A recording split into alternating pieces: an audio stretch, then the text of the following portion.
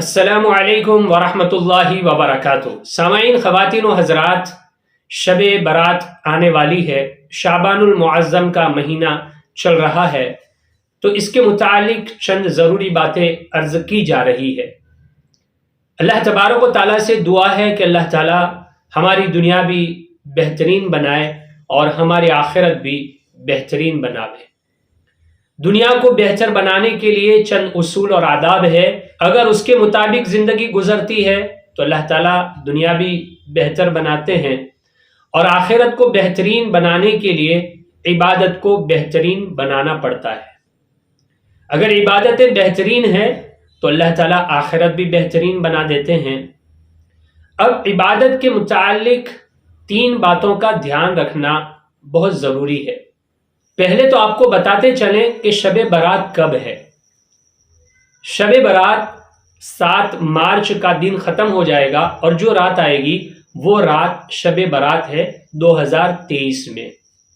تو یہ شب برات بڑی مبارک رات ہے، اور اللہ تعالیٰ اس میں لوگوں کی بخشش کرتے ہیں اور گناہوں کو معاف کرتے ہیں۔ تو عبادت کو بہتر بنانے کے لیے 3 چیزوں کا خیال رکھنا چاہیے۔ ایک تو عبادت کس جگہ کرنی ہے، دوسرے عبادت کب کرنی ہے، اور تیسرے کس کو پوچھ کے کرنی ہے۔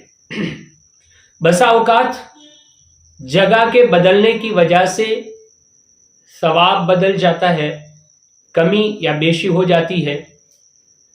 وقت کے بدلنے کی وجہ سے بھی ثواب میں رد و بدل ہوتا ہے، اور اگر طریقہ معلوم نہیں ہے کہ عبادت کیسے کرنی ہے، کب کرنی ہے، کس جگہ کرنی ہے، وہ معلوم ہی نہیں ہے، تو عبادت کر کے بھی ثواب سے محروم ہو جاتے ہیں۔ اس لیے ان 3 باتوں کا خیال رکھیں۔ دیکھیے، یہ شعبان کے مہینے میں یہ 15ویں شعبان جو ہے اس کی بڑی فضیلت ہے۔ اس میں اللہ تبارک و تعالیٰ اپنے بندے اور بندیوں کے گناہوں کو معاف کرتے ہیں۔ اللہ کی طرف سے اعلانات ہوتے ہیں، ہے کوئی مغفرت چاہنے والا کہ میں اس کی مغفرت کر دوں، ہے کوئی مجھ سے مانگنے والا کہ میں اس کو عطا کروں، اور ہم اس کو مانتے بھی ہیں کہ یہ اعلانات اللہ تبارک و تعالیٰ کی طرف سے کیے جاتے ہیں۔ اب یہ شب برات میں اور 15ویں شعبان میں ہمیں کیا کرنا ہے، تو ساری روایتوں کو جمع کرنے کے بعد ہمیں پتہ چلتا ہے کہ اس میں 2 کام ہیں، ایک رات کا کام ہے اور ایک دین کا کام ہے۔ رات کا کام تو ہے قیام اللیل، یعنی رات کو عبادت کرنا۔ اب قیام اللیل کا مطلب یہ نہیں کہ مخصوص انداز میں، مخصوص طریقے سے مخصوص عبادت کی جاوے کہ نہیں۔ آپ اس میں قرآن پاک کی تلاوت کر سکتے ہیں، نوافل پڑھ سکتے ہیں، اللہ کا ذکر کر سکتے ہیں، اللہ تعالیٰ سے دعائیں مانگ سکتے ہیں۔ اس میں کوئی خاص نماز خاص طریقے کے ساتھ نہیں ہے، اور صورتوں کی تعین بھی نہیں ہے کہ اگر ہم نوافل پڑھ رہے ہیں تو اس میں یہ صورت پڑھنی ہی پڑے گی، اس کا بھی کوئی تعین نہیں ہے۔ قیام اللیل یعنی رات کی عبادت آپ ہر اعتبار سے کر سکتے ہیں، قرآن کی تلاوت، ذکر، دعا، نوافل کے ذریعے۔ تو ایک تو ہے قیام اللیل یعنی رات کی عبادت، اور دوسرا ہے اگلا جو دن آئے گا 15ویں شعبان کو جو دن ہوگا، اس دن میں روزہ رکھنا ہے۔ نبی کریم صلی اللہ علیہ وسلم سے حضرت عائشہ صدیقہ رضی اللہ تعالیٰ عنہ نے پوچھا، آپ علیہ الصلوۃ والسلام اس مہینے میں کثرت سے روزے رکھا کرتے تھے، تو آپ علیہ الصلوۃ والسلام نے فرمایا کہ اس مہینے میں بندوں کے اعمال کو اللہ کی طرف اٹھایا جاتا ہے، میں چاہتا ہوں کہ جب میرے اعمال اٹھائے جائیں تو میں روزے کی حالت میں ہوں۔ تو دین میں روزہ رکھنا، یہ 2 کام 15ویں شعبان دن میں اور رات میں ہے، اس کے علاوہ کوئی اور کام نہیں ہے۔ اب یہ ایسی مبارک رات ہے، اور اس مبارک رات میں سارے لوگوں کی مغفرت اور بخشش ہوتی ہے، لیکن چند لوگ ایسے ہیں جو اس سے محروم رہ جاتے ہیں۔ وہ چند لوگ کون ہیں ہمیں پتہ ہونا چاہیے، تاکہ ہم ان کاموں سے بچیں اور اللہ تعالیٰ سے مغفرت کروا سکیں۔ تو ایک تو ہے مشرک، اللہ کے ساتھ شرک کرنے والا، اللہ کے ساتھ شرک کرنے والا، اللہ کے علاوہ کسی اور کو کارساز اور کاموں کے بنانے والا ماننے والا، اللہ کے علاوہ کسی اور کو مشکل کشا ماننے والا، اللہ کے علاوہ کسی اور کو عالم الغیب ماننے والا، اللہ کو چھوڑ کر بتوں کی، درختوں کی، دیگر مخلوق کی عبادت اور پوجا کرنے والا، جو اللہ کو بھی مانتا ہے اور دوسری مخلوق کی بھی عبادت کرتا ہے، تو مشرک کی اس رات میں مغفرت نہیں ہوتی ہے۔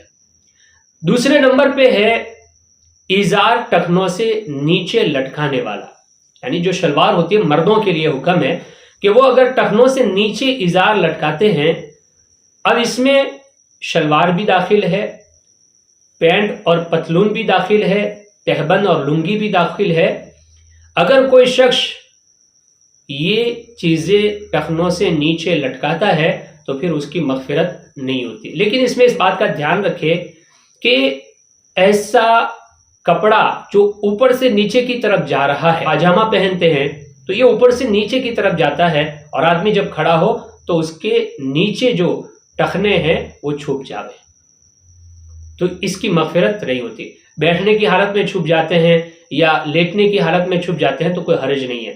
ایسے اگر نیچے سے اوپر کی طرف کوئی چیز آ رہی ہے، جیسے موزے ہوتے ہیں، اس سے ٹخنے چھپ جاتے ہیں تو اس سے کوئی حرج نہیں ہے۔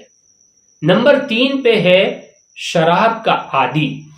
جو شراب کا عادی ہے، شراب چھوڑتا ہی نہیں ہے، شراب پینے والا ہے، تو اس کی مغفرت نہیں ہوتی۔ ہاں، اگر کسی نے شراب پی، توبہ کر لی اور اب چھوڑ دی تو الگ چیز ہے، لیکن عادت بنا لی ہے، توبہ نہیں کرتا، معافی نہیں مانگتا اور شراب پیتا ہی رہتا ہے، تو اس کی مغفرت نہیں ہوتی ہے۔ نمبر 4 پہ ہے اپنے دل میں کسی مسلمان کے لیے کینہ اور بغض رکھنے والا، اس کی بھی مغفرت نہیں ہوتی ہے۔ کینہ کسے کہتے ہیں؟ کینہ کہتے ہیں کسی سے بدلہ لینے کی بھاونا اپنے دل میں رکھنا۔ کسی سے لڑائی ہو گئی، کسی سے جھگڑا ہو گیا، اور اس وقت تو بدلہ نہیں لے سکا، کمزور تھا، لیکن دل میں یہ بات دبا کے رکھی ہے، جب بھی موقع ملے گا میں اس سے بدلہ لوں گا، تو یہ کینہ رکھنے والا شخص ہے۔ ایسے مرد کی اور ایسی عورت کی اس رات میں مغفرت نہیں ہوتی، اس لیے ہمیشہ اپنے دلوں کو پاک اور صاف رکھا کرے۔ اس کے بعد ہے والدین کی نافرمانی کرنے والا، چاہے والدہ کی نافرمانی کرنے والا ہو، والد صاحب کی نافرمانی کرنے والا ہو، یا دونوں کی نافرمانی کرنے والا ہو، تو ایسے مرد عورتوں کی بھی اس رات میں مغفرت نہیں ہوتی ہے۔ اس لیے والدین کی نافرمانی ہرگز نہیں کرنی چاہیے، اور اگر ہم سے ہو گئی یہ غلطی اور بھول تو اپنے والدین سے معافی مانگ لے، تاکہ یہ مبارک رات میں ہماری مغفرت اللہ تعالیٰ کر دے۔ اس کے بعد ہے زنا کرنے والا۔ زنا کرنے والا بھی اس میں شامل ہے، اللہ تعالیٰ اس کی بھی مغفرت نہیں فرماتے ہیں۔ تو ایسے برے کاموں سے اپنے آپ کو بچائے رکھیں، تاکہ ان مبارک راتوں میں جب اللہ کی طرف سے ربانی لہریں چلیں اور مغفرت کی ہوائیں عام تام ہوں، تو ہم بھی اس میں شامل ہو جائیں اور ہمارے گناہوں کی مغفرت ہو جائے اور درجات ہمارے بلند ہو جائیں۔ تو شب برات میں یہ چند لوگ ہیں، ان کی اللہ مغفرت نہیں کرتا ہے۔ اب یہ شب برات عبادت کی رات ہے، جاگنے کی رات نہیں ہے۔ بہت سارے لوگ صرف جاگ کر کے اس رات کو گزار دیتے ہیں، بیٹھے رہتے ہیں، محفلیں سجا کر کے موبائل میں گیمز کھیلتے رہتے ہیں، اسی طریقے سے کوئی اور کھیل کھیلتے رہتے ہیں اور دنیاوی باتیں کرتے رہتے ہیں، تو کوئی نفع کوئی فائدہ نہیں ہونا ہے۔ یہ جاگنا برائے عبادت ہے، کہ عبادت کے لیے جاگے، صرف نام کے لیے نہیں کہ بھئی جاگنے کی رات ہے چلو جاگ لیے، کوئی فائدہ نہیں ہوگا۔ اس سے بہتر ہے عشاء کی نماز جماعت کے ساتھ ادا کریں اور آرام کریں، سو جائیں، اور فجر کی نماز جماعت کے ساتھ ادا کریں، پوری رات عبادت کرنے کا ثواب ملے گا۔ 15ویں شعبان دن یا رات میں دوسرے خرافات بھی ہوتے ہیں، رسومات بھی ہوتی ہیں، جیسے حلوہ پوری ہے، تو اس سے بچنا چاہیے۔ اس کا تعلق سنت و شریعت سے بالکل نہیں ہے۔ لائٹنگ کرنا، گھروں کو سجانا، مسجد کو سجانا، یہ ساری چیزیں نہیں ہونی چاہیے۔ اس کا تعلق سنت و شریعت سے نہیں ہے، بلکہ یہ فضول خرچی ہے، خرافات اور رسومات میں داخل ہے، اس سے اللہ ناراض ہوتا ہے۔ ایسے کاموں سے اپنے آپ کو بچانا چاہیے، اور اللہ تبارک و تعالیٰ سے دعا کرتے رہنا چاہیے کہ اللہ تعالیٰ ایسے مبارک موقع ہم کو زندگی میں بار بار عطا فرماوے۔ اور اس میں ایک بات یہ ہے کہ اس میں روزہ کب رکھا جائے اور کتنے دن کا روزہ رکھا جائے، تو دیکھیے نبی کریم صلی اللہ علیہ وسلم شعبان کے مہینے میں کثرت سے روزہ رکھا کرتے تھے۔ اگر ہو سکے تو ہم بھی کثرت سے روزے رکھیں اور رمضان سے ہفتہ پہلے 4-5 دن پہلے چھوڑ دیں تاکہ رمضان میں کمزوری محسوس نہ ہو۔ اگر اتنی ہمت نہیں ہے تو ہر مہینے کے 3 دن کے روزے نبی کریم صلی اللہ علیہ وسلم رکھا کرتے تھے، جس کو ایام بیز کہا جاتا ہے۔ تو ہم بھی اس مہینے میں 3 دن کے روزے رکھیں، اور اگر اتنے بھی ہمت نہیں ہو رہی ہے تو 1 دن کا روزہ رکھیں، اور اتنی بھی ہمت نہیں ہو رہی ہے کوئی بات نہیں ہے، مستحب روزہ ہے، اس کو ضروری نہیں سمجھنا چاہیے۔ رکھیں گے ثواب ملے گا، نہیں رکھیں گے کوئی گناہ نہیں ہوگا۔ بہت سارے لوگ اس کو ضروری سمجھتے ہیں، اور اگر کوئی نہیں رکھتا ہے تو برا سمجھتے ہیں، ایسا ہرگز نہیں کرنا چاہیے۔